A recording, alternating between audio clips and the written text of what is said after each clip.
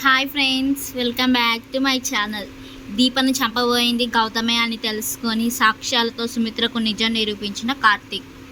జోష్న చంప పగలగొట్టిన సుమిత్ర. ఇంతకీ అసలు గౌతమ్ దీపను చంపబోయడం అనే విషయాన్ని ఎలా తెలుసుకున్నాడు కార్తీక్? మరి అలా తెలుసుకున్న కార్తీక్ ఆ విషయాన్ని సుమిత్రకి నమ్మేలాగా సాక్ష్యాల్ని ఎలా సంపాదించాడు? మరి అలా సంపాదించినటువంటి కార్తీక్ చెప్పిన నిజాన్ని సుమిత్ర నమ్మిందా?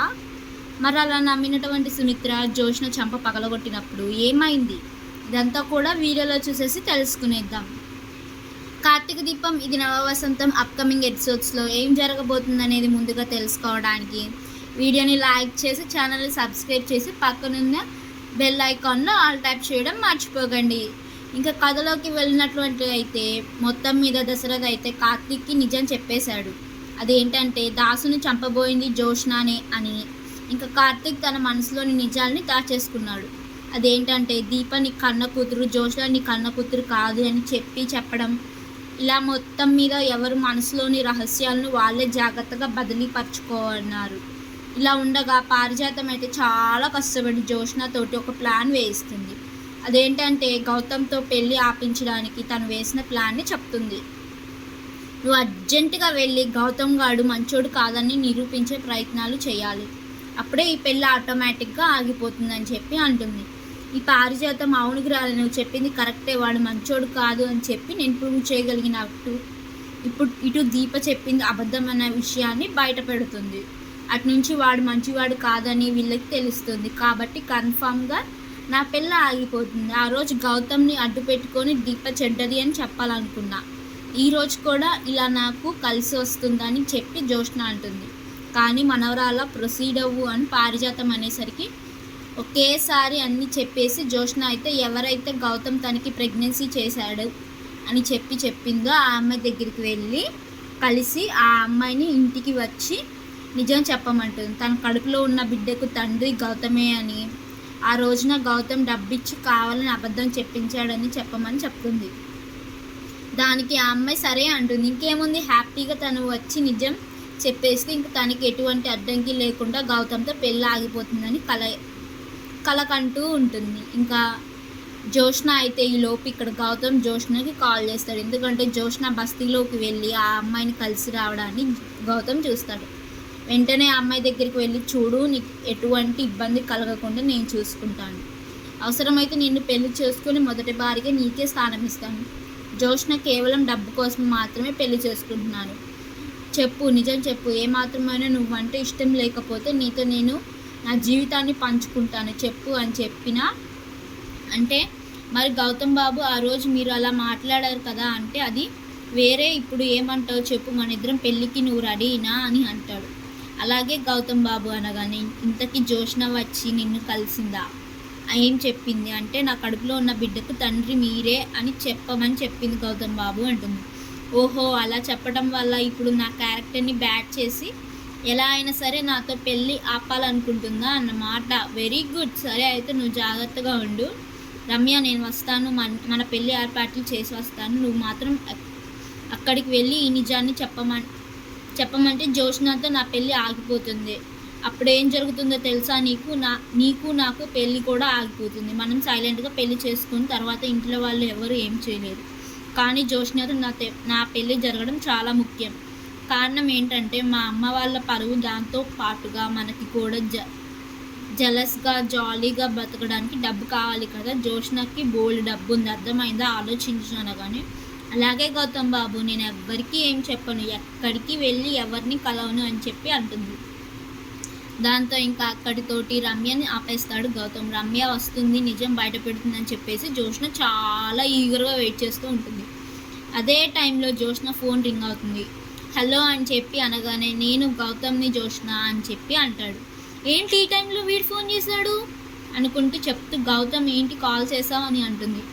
ఏం లేదు జోష్న, నేను అర్జెంటుగా నిన్ను కలవడం అంటే మామూలు కలవడం కాదు, చాలా గట్టిగానే మాట్లాడాలని చెప్పి అంటాడు. మాట్లాడాలా ఇప్పుడు, వీడికి నాతో మాట్లాడే పని ఏముంది అనుకుంటూ సరే వస్తాను అని చెప్పి ఇంకా జోష్న అయితే గౌతమ్ చెప్పిన ప్లేస్కి వెళ్తుంది. జోష్న అలా కాల్ మాట్లాడిన తర్వాత వెళ్తూ ఉంటే కార్తీక్కి డౌట్ వస్తుంది. ఇంత ఎమర్జెన్సీగా ఎవరిని కలవడానికి వెళ్తుంది, ఎవరు వస్తున్నారు? ఇప్పటి వరకు చాలా ఈగర్గా వెయిట్ చేస్తుంది. అది నేను గమనించాను. Very good. ఇప్పుడు తనకి ఎక్కడికి వెళ్తుందో ఏంటో నేను ఫాలో అయితే సరిపోతుంది కదా అనుకుంటూ ఇంకా దశరథ అయితే దగ్గరికి వెళ్ళి, మావయ్య ఒకసారి నీ కార్ కావాలి అని అంటే తీసుకెళ్ళి కార్తీక్ అని చెప్పి కార్ కీస్ ఇస్తాడు. దశరథ వెంటనే వెంటనే ఇంకా కార్తీక్ అయితే జ్యోష్ణ కార్ని ఫాలో అవుతాడు. అలా ఫాలో అయినటువంటి కార్తీక్ జ్యోష్ణ కార్ ఒక పార్క్ దగ్గర ఆగి ఉండడం చూస్తాడు. ఇంకా తనకేం పని అనుకుంటూ కార్ పక్కగా పార్క్ చేసి, అంటే బయట కనిపించకుండా ఒక చెట్లు వెనక కార్ పార్క్ చేసేసి సైలెంట్గా పార్క్లోకి వెళ్తాడు. అలా వెళ్ళేసరికి అక్కడ జ్యోష్ణ ఇంకా గౌతమ్ మాట్లాడుకుంటూ ఉంటారు. ఇదేంటి జ్యోష్ణ వచ్చి ఇప్పుడు గౌతమ్ని ఎందుకు కలిసింది, అది కూడా ఇక్కడ బయట కలవాల్సిన అవసరం ఏముంది అనుకుంటూ కార్తీక్ నిదానంగా వాళ్ళ ఉన్న చోటుకి కొంచెం దూరంలో చెట్లు పక్కన నుంచొని చూస్తూ ఉంటాడు. ఏంటి గౌతమ్ ఎందుకు రమ్మన్నావు అని అంటే, ఏంటి జ్యోష్ణ అధిక తెలివితేటలు ప్రదర్శించే ప్రయత్నం మొదలుపెట్టావా అని అంటాడు.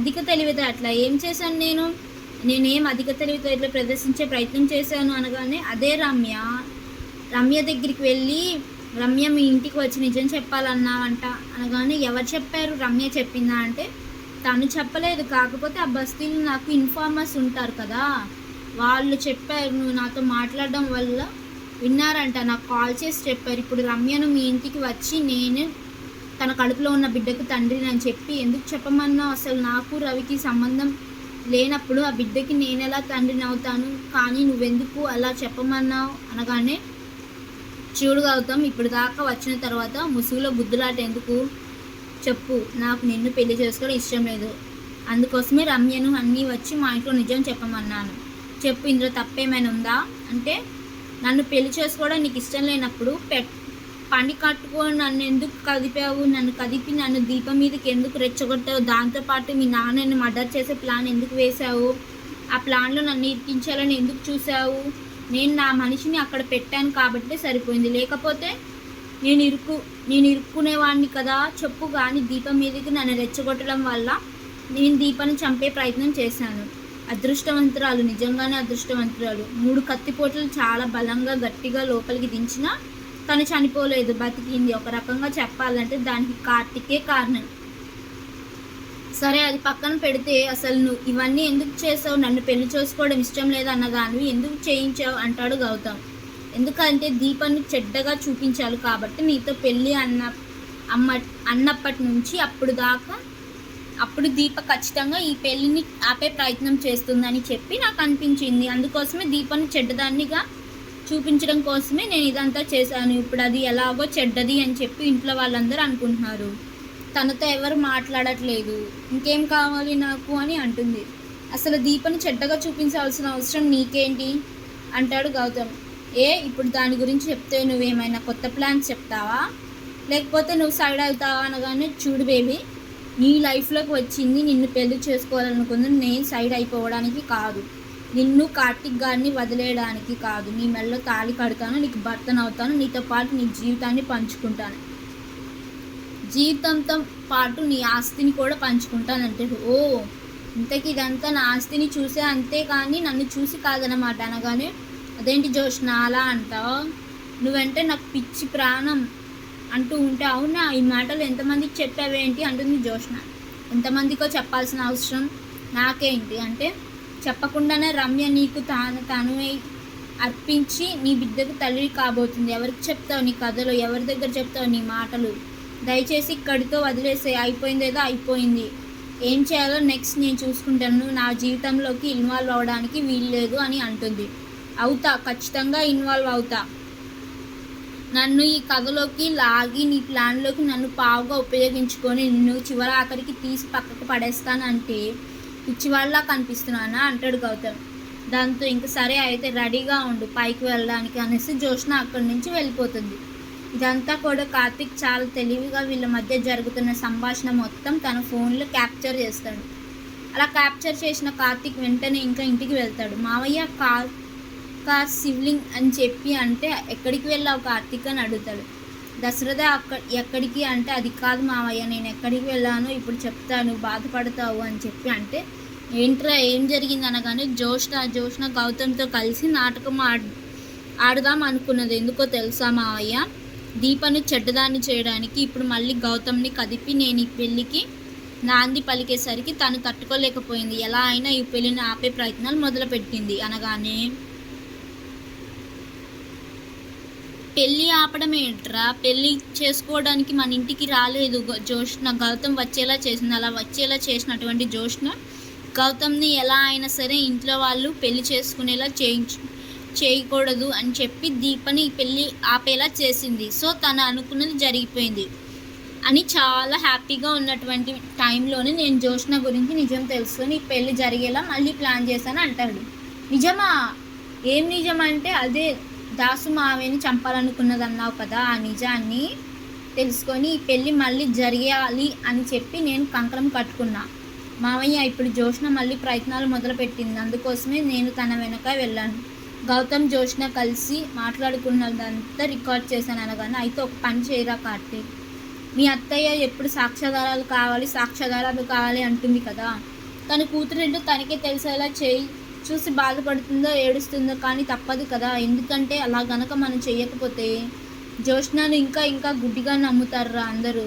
అలా నమ్మకూడదంటే అలా ఎవరు కూడా జోష్న ఏంటి అనేది తెలుసుకోకుండా ఉండకూడదు. అంటే ఇప్పుడు ఈ వీడియోని చూపించడమే కరెక్ట్ రా అనగానే సరే మావయ్య, అయితే నేను వెళ్ళి అత్తయ్యకి వీడియో చూపిస్తాను అని చెప్పి అంటాడు కార్తీక్. అలా అన్నటువంటి కార్తీక్ ఇంకా డైరెక్ట్గా సుమిత్ర దగ్గరికి వెళ్తాడు. కార్తీక్ దాన్ని ఫాలో అయ్యాడని, వీడియో తీస్తాడన్న విషయం తెలుసుకున్నటువంటి జోష్న బావా అంటూ గట్టిగా అరుస్తూ లోపలికి వస్తుంది. ఏంటి జోష్న అని చెప్పి అంటాడు కార్తీక్. అయితే నాకు చాలా విపరీతమైన తలనొప్పిగా ఉంది, అర్జెంటుగా నాకు మంచి టీ కావాలి, చాలా స్ట్రాంగ్గా ఉండగానే ఆ పని చెప్పాల్సింది దీపకి. ఎందుకో మీ బావని పిలుస్తున్నావు, నువ్వు వెళ్ళి రావా కార్తీక్. సుమిత్ర ఏదో పని చెప్పినట్టు ఉంది కదా అంటుంది. ఈ పారిజాతం ఈ లోపే దీప్ వచ్చి నేను టీ చేసేసి తీసుకొస్తానమ్మా, డబల్ స్ట్రాంగ్ అని చెప్పి అంటుంది.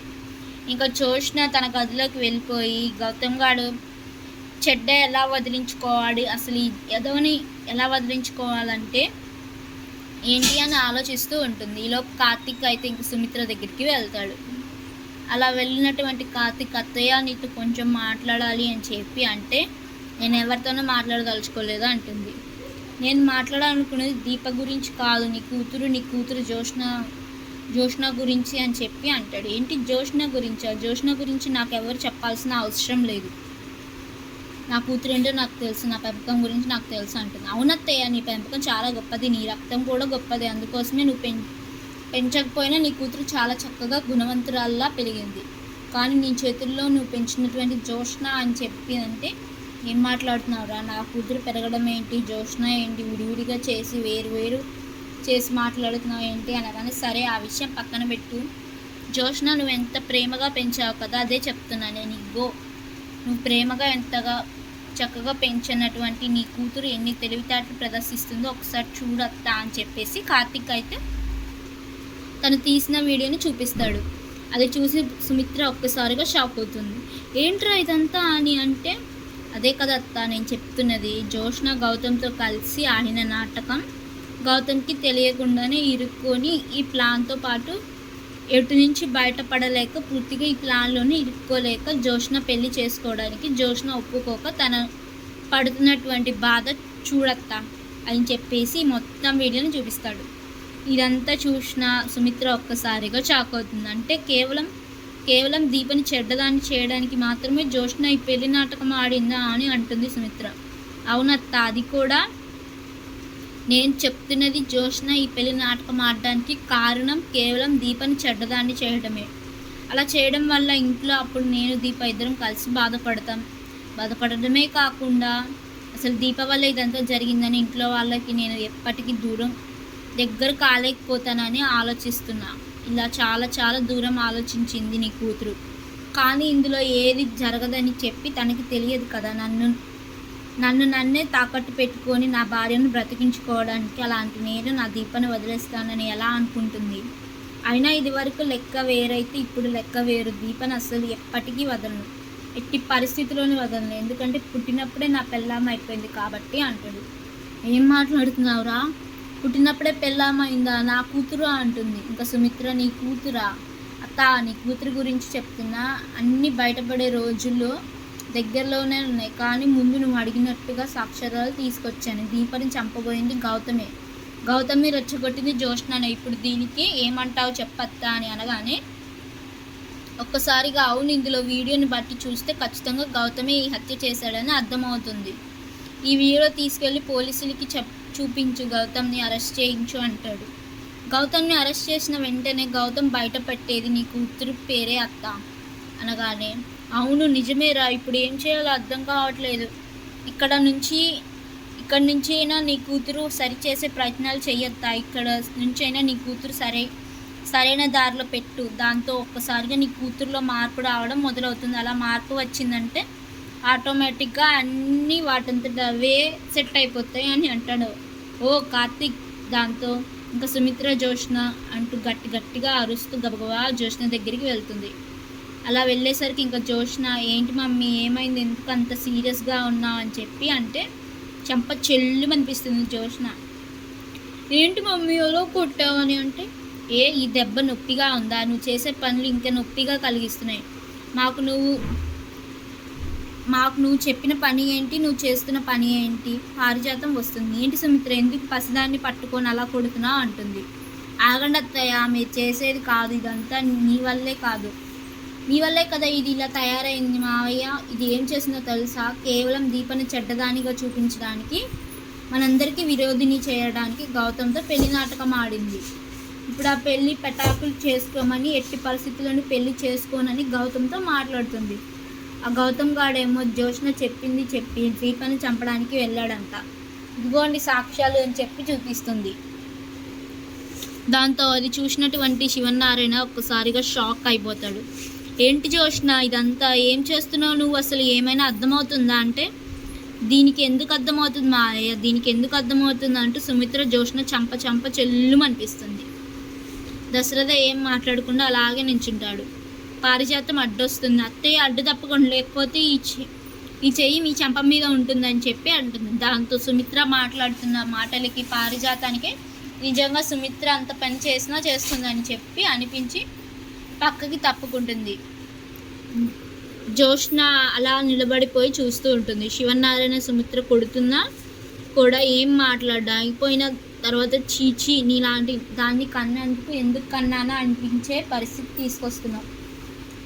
ఇంకా నీకంటే ఆ దీప 100 రెట్లు మేలు అంటే అవునా, నీ కూతురు నీకు మేలు అనిపిస్తుందా? కానీ నేనెందుకు నీకు మేలు అనిపిస్తున్నా అనుకుంటూ అవును మమ్మీ, దీప నీకు 1000 రెట్లు మేలు అన్నప్పుడు దీపని కనకపోయి అన్నందుకే కన్నావు అనగానే భగవంతుడు ఇచ్చినప్పుడు నాకు వాళ్ళు కావాలి వీళ్ళు కావాలి అనటానికి లేదు కదా.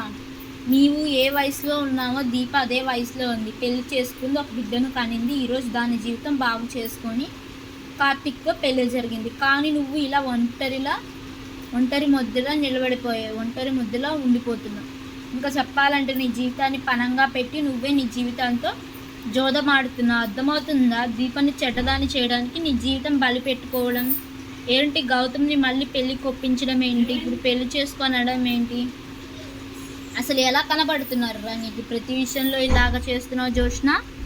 అసలు ఎట్టి పరిస్థితుల్లో ఇది ఆడపిల్లకి పద్ధతి కాదు.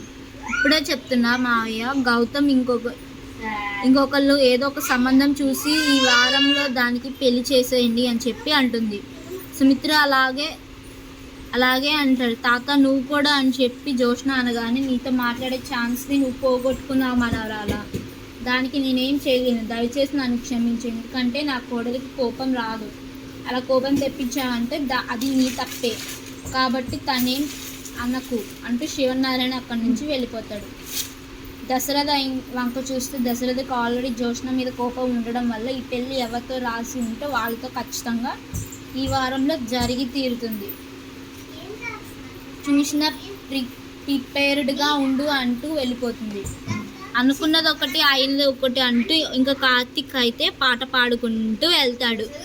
బోల్తా కొట్టింది రే బుల్బుల్ పెట్టా అని చెప్పేసి దీప అనేసరికి ఏంటి ఇదంతా అనగానే ఈ నాటకాన్ని నీకే రివర్స్ చేశారు. నన్ను చంపడానికి గౌతమ్ని పురమాయించావు కదా, పురమాయించుకున్న వాడే వచ్చి నన్ను చంపబోయాడు. ఆ విషయాన్ని అందరికీ తెలిసేలా చేయాలంటే నేను ఒక పంట కనిపెట్టాలనుకున్నాను, కనిపెట్టాం. మొత్తానికి నువ్వు ఆడింది మొత్తం నాటకం అని చెప్పి కేవలం నన్ను చెడ్డదాన్ని చేయడానికి మాత్రమే ఇదంతా చేసావని మాకు అర్థమైంది.